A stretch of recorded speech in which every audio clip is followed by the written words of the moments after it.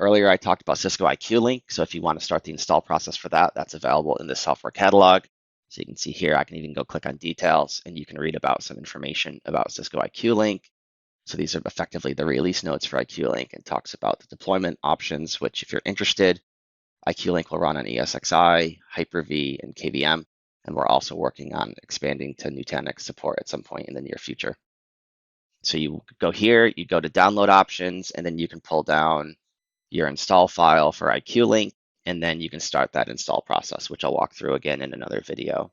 We'll also be using the software catalog page in the future to be able to provide the software downloads and software update packages for air gap deployment models.